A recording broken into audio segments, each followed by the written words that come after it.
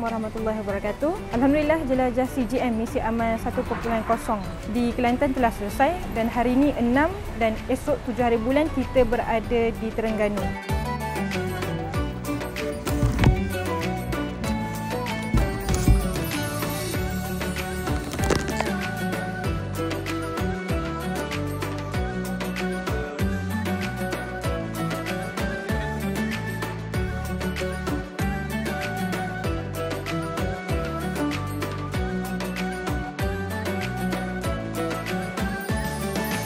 Hari ini kita telah mengagihkan 80 pek makanan di Masjid Teluk Pasu kepada asnaf di sekitar sini, manakala 20 pek makanan di asnaf sekitar Kampung Tanjung Bonut.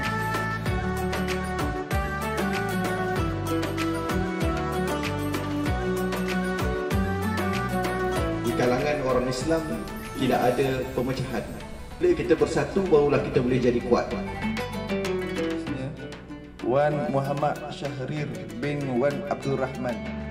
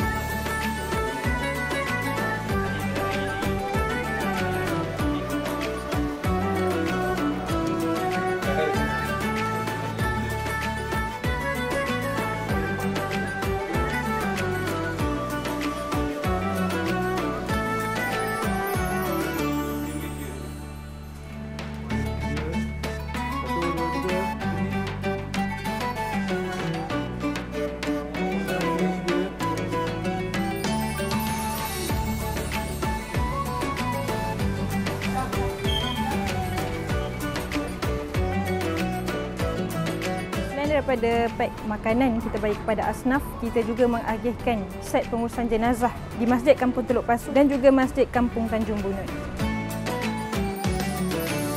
Kita teruskan lagi dengan aktiviti seterusnya petang di mana kita buka booth, dan di booth kita ada beberapa aktiviti. Antaranya adalah mengagihkan sampel raya, kemudian kita memberikan pampers percuma kepada penduduk di sekitar sini, dan insya-Allah kita akan teruskan dengan pengagihan iftar dan juga morih pada malam ini.